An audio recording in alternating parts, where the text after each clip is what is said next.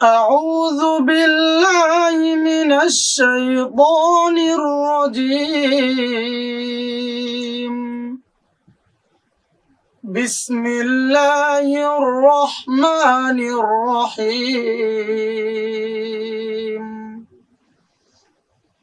ويستجيب الذين آمنوا وعملوا الصالحات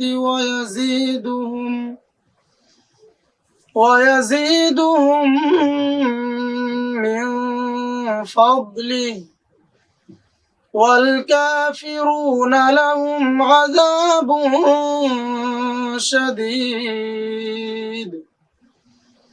ولو بسط الله الرزق لعباده لبغوا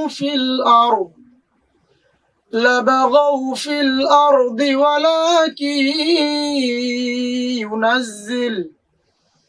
ولكن ينزل بقدر ما يشاء، إنه بعباده خبير بصير.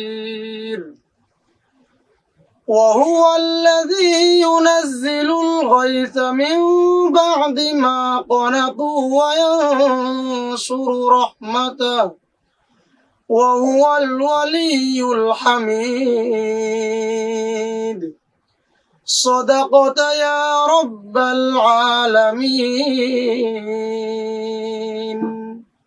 আলহামদুলিল্লাহ, চমৎকার কণ্ঠে আল্লাহ সুবহানাহু ওয়া তাআলার কালামের বাণী আমরা শুনলাম। প্রিয় দর্শক মন্ডলী, এবারে পরিচয় করে দিচ্ছি আজকের এই আয়োজনের দুজন বিজ্ঞ অতিথি দ্বয়ের সঙ্গে।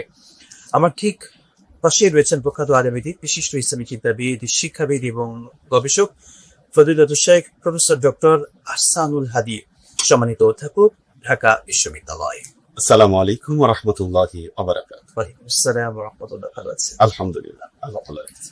দর্শক রয়েছে সুন্দর আয়োজনে আরো একজন বিজ্ঞ অতিথি রয়েছেন জনাব মোহাম্মদ AR কামরুল ইসলাম, প্রধান খাদেম মোহাম্মদী কাফেলা ঐক্য পরিষদ। আসসালামু আলাইকুম ওয়া রাহমাতুল্লাহ। ওয়ালাইকুম আসসালাম ওয়া রাহমাতুল্লাহ। আপনাদের দুজনকে স্বাগত আমাদের চমৎকার আয়োজনে। দর্শক, আত্মশুদ্ধির এই মাসে আমরা কথা বলবো আত্মশুদ্ধি নিয়ে। রমাদান কিভাবে আমাদের আত্মিক পরিশুদ্ধি এটা ঘটায়, আমরা আমাদের অতিথি রয়েছে